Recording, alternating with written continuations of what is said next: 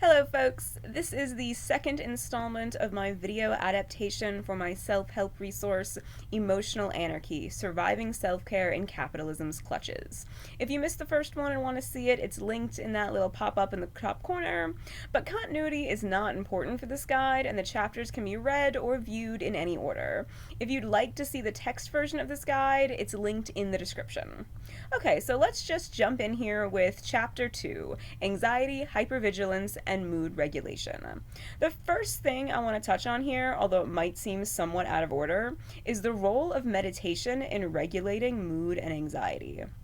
This is probably the most talked about self-care mechanism, and it is also the most poorly explained and administered one. First, there isn't just one kind of meditation, but the one you've probably been exposed to is eyes closed, deep states meditation, where you sit or lay in a comfortable position, focusing inward on your breath, usually instructed to watch your thoughts and let them come and go without reacting to them. This can be a very powerful tool if, very large if, this is the right approach for your brain. I have found that folks with a trauma history typically do not respond well to eyes closed meditation. In fact, it can actually make anxiety worse, even going so far as to trigger panic attacks. This isn't because meditation is fake or because you aren't doing it right, it's because not every tool is applicable for every situation. Folks with trauma history are prone to states of hypervigilance. Your brain gets accustomed to constantly scanning for possible danger. Usually because at some point in your life, this mechanism saved you. Because there really was danger you had to be aware of. The problem is, when you close your eyes and try to tune out your environment to go inward, you are sending huge red flags to your limbic system that no one is watching for danger. This can trigger the hypervigilance state. So you close your eyes and try to shift your focus from the external environment to your internal environment, and your brain panics like, wait, whoa, who will warn us if there's danger? What if there's danger? I have to find the danger!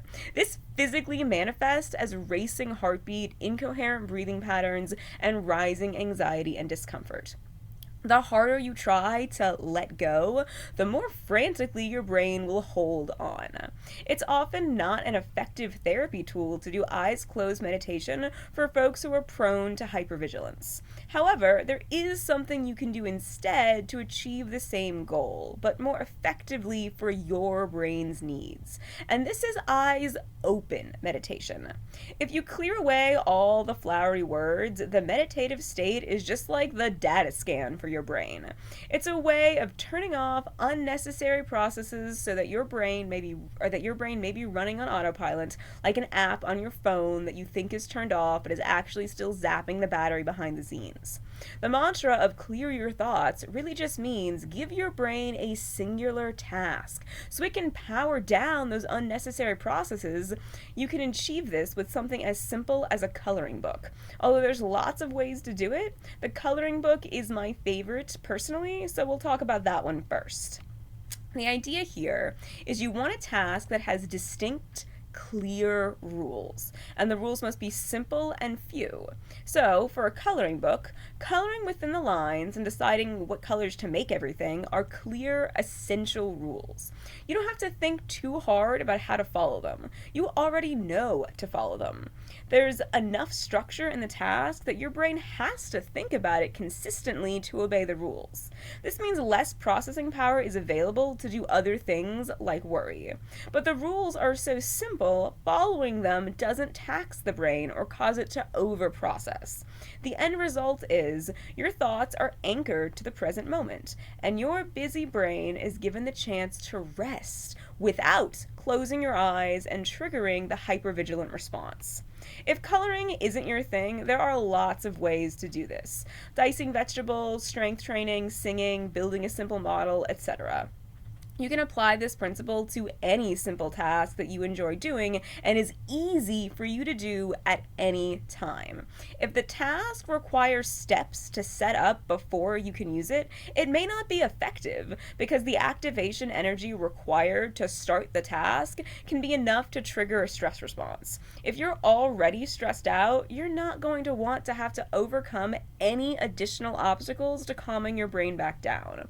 So I find it helpful to leave your tools somewhere convenient. If your coloring book and pens or whichever tools you prefer are always sitting on your desk or in the spot right beside your bed, you don't have to try as hard to begin the mindfulness task. If they're tucked away in a drawer or in a different room than the one you hang out in most, it will often be impossible to generate the energy to get them out. So make it easy for yourself and keep them somewhere you can get to without any effort.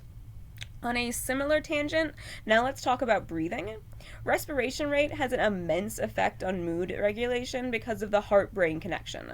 That sounds like new age woo nonsense, but it's really just about the fact that there are around 40,000 neurons in your heart, and they are responsible for sending a lot of information to the brain about your general state of being. When breathing is shallow or erratic, this affects how the heart receives oxygen from the breath, which changes those signals being sent to the brain. Incoherent breathing patterns tell the brain that something is wrong. It's not possible to be fully calm while the heart is sending panic signals to the brain. A way of taking control of this process is to take control of the respiration rate. And this is where a lot of folks go wrong. Everyone knows to take deep breaths, but there's very little nuance ever given as to what that means for each individual. The deepest breath you can force yourself to take is almost as bad as shallow breathing. This phenomenon is called overbreathing, and it's not the goal we're here for. What you want to do is take the deepest, comfortable breath. This varies by person. I think the best way to determine your most comfortable breath is to lay flat on your back, place a hand on your diaphragm, and gently breathe in until you feel it catch. There will be a moment where it feels hard to take a deeper breath. Don't push past that feeling. Stop there. Then you want a full exhalation. Totally deflate your belly. Ideally, you want to breathe in for the same number of seconds as you breathe out. The average is 7 seconds. That's 7 seconds in and then 7 seconds out. But averages in this context are meaningless. I, for example, can only take a 4-second breath, and that's not worse than a 7-second breath. That's just where I'm at right now. And you have to start from where you are. Over time, you might find that your breaths deepen. They may not. That's okay. The goal is to keep them even and comfortable for you. Breathing is absolutely not going to magically cure your anxiety, but it can take the edge off and keep anxious thoughts from snowballing into full-on panic attack. So when you feel like you're getting overwhelmed, remember to pause and breathe. It can help to literally stop the task you're struggling with completely and set a timer on your phone so you don't have to worry about how much time is passing, and then just lie down and breathe comfortably into your diaphragm until the timer goes off. If you've never tried this before, I suggest starting small, like 30 seconds at a time, and the duration can increase as you become more comfortable with taking these kinds of breaks, but it can feel nerve-wracking and guilt-inducing to just stop in the middle of something to lay down and breathe. So be aware of that, and don't set yourself up by failure by trying to just breathe deep for 5 minutes at a time. If taking a sudden break like that is going to trigger guilt, start slow. There are a lot of different breathing techniques out there, but I'm not going to get into any of the other ones. This is the most basic starting point, and I think it's best to get comfortable with basic breathing before trying any of the more complicated techniques. Now, I want to talk about mood regulation. But first, I actually want to talk about how to set firm boundaries with people that don't get it when it comes to issues of mental health. Because sometimes, in some situations, under certain kinds of stress, you won't be able to regulate your mood. And it becomes more important to express your limitations to the people around you than to control something that you do not have the tools to control. As I mentioned in Chapter 1, the more tasks on your plate, the harder your brain will have to work to maintain its basic functions. Sometimes executive executive function will be deemed more important than mood regulation, subconsciously in terms of which regions your brain allocates resources to, not something you get to consciously choose. So, on occasions when you're preparing for a big test or meeting or project or event, etc., it can be necessary to set expectations with your loved ones, as in, please don't call me while I'm studying, or even something like, please don't talk to me when I first get home until I've had time to decompress. There is no shame in being in a bad mood. There is no shame in having a low mood. Sometimes it can't be prevented, but it can be accommodated. Sometimes the best thing you can do to regulate your mood is acknowledge that your mood is difficult to regulate. The boundaries you need to set will obviously vary wildly between people, and without knowing you and your struggles in particular, dear reader, or listener in this case, I can't provide a specific example for your situation. But the gist is, tune in to your sensory needs. If you're sound sensitive, ask your family to be mindful of background noise. If you're light sensitive, ask your roommates to be mindful of turning on lights in the room you're in. Now, this is not to say that managing your emotions should be the sole responsibility of the people around you, but it's not unreasonable to ask the people in your life to be aware of your limitations and accommodate you in simple ways. The other side of this is for you to be very honest about how you feel without necessarily acting on your feelings. For instance, if you are prone to road rage and you drive home 2 hours in traffic, come inside already angry, name that immediately. Don't try to put a happy face on it because it will crack, and the rage you have at that jerk who cut you off without even signaling will spew out all over the people around you. Instead, cut it off at the head. I am feeling extremely angry right now, and little things are harder for me to handle. I need some time to calm down before I can talk or eat or do chores or whatever. Now, there are some tricks to hacking your mood, but none of them are fast fixes, so it's still very important to acknowledge the anger, sadness, apathy, etc. that you're experiencing because before you can remove it, you still have to create an accommodating environment to keep from making it immediately worse. Everyone is different. There's no one size fits all for any of this. So try these suggestions on in your mind and determine for yourself which one sounds like it's up your alley. A lot of folks find proprioceptive input to be very calming. That's a big fancy word for pressure, position, and movement.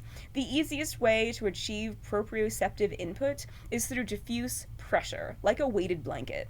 The rule of thumb is you want a blanket between 10% and 15% of your body weight.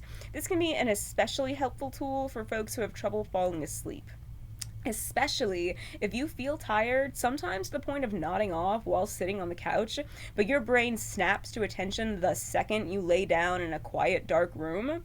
But for folks who need proprioceptive pickups throughout the day, there's also a wide variety of weighted vests, wrist weights, ankle weights, that sort of thing. Little ways to get pressure information into your brain. One of my favorite, most simple proprioceptive tools is a fidget spinner. When this device is used correctly, which is to say gripped between two fingers and spun while you gently move your hand around. If you've done this, you can feel the gyroscopic pression against your hands. This small input still relays proprioceptive information to your brain that can help to improve the capacity for emotional regulation.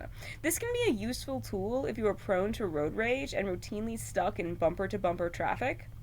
When you're not moving and feel the rage building as if you were a caged animal, gently spinning this simple tool can help alleviate some of that discomfort. Please don't use it while you're actually actively driving. This is for when you physically can't go anywhere. And you can pick it up and put it down without ever taking your eyes off the road, so you'll know when it's time to move again. It can also be very helpful to have on hand when reading or studying. If you're the kind of person who accidentally erases holes in papers, accidentally slams doors, or throws things down with too much force, if you're drawn to hugs from people you're comfortable hugging, these are signs that you may benefit from proprioceptive inputs. Another common sensory hack for emotional regulation involves the vestibular sense. This is your body's sense of movement, rotation, and gravity. Essentially, it's telling you where you and all of your limbs are in 3D space. Ways of regulating this sense involve basically anything that moves or inverts the head. So, sitting in a spinny chair and spinning, swinging on a swing set, rocking in a rocking chair, or even something as simple as sitting upside down on the couch and letting your head hang below you. You can also achieve vestibular activation from things like riding a bike or going for a run. There is definitely such a thing as too much of a good thing, so be mindful not to do these activities for too long. You have to set the pace for yourself as to how long and how often you want this input. But the truth is, if it feels calming and you like it, keep doing it. You will reach a point where it's not as fun or reinforcing, and that's a good stopping place. It might be a series of 10-second spins in a chair, or it might be a 30-minute run around the block. You know yourself better than I possibly can, so you must decide for yourself how much it's helping and how long you want to continue doing it.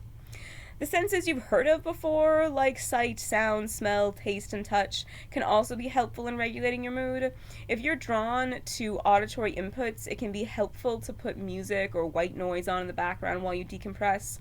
If you're visually motivated, it can be useful to dim the lights or to watch visual stim videos on YouTube. If you respond positively to smell, keep a few drops of vanilla extract or your favorite perfume or essential oils if you're into that. Just don't ever buy them from MLMs or what have you on a cotton ball and crush up a few leaves of your favorite herbs or tea and put it in a little glass bottle. Breathe deeply from the bottle periodically during your decompression period. If you're tactily motivated, using Play-Doh or GAC, is GAC still a thing? Am I aging myself with that reference? Whatever. Or sensory sand, Google this if you've never heard of it, it is awesome. Or any number of tactile-based fidget toys like the fidget cube, and keep them on hand, literally, while you relax. Taste is somewhat harder sense to therapize yourself with, but a frozen ice pop or chewing gum or mint or a few leaves of your favorite herb can also help reduce strain from an overloaded mind. For a lot of folks, it can be beneficial to use these sensory inputs in short bursts, only a few seconds or minutes at a time, but repeat them frequently throughout any given time period.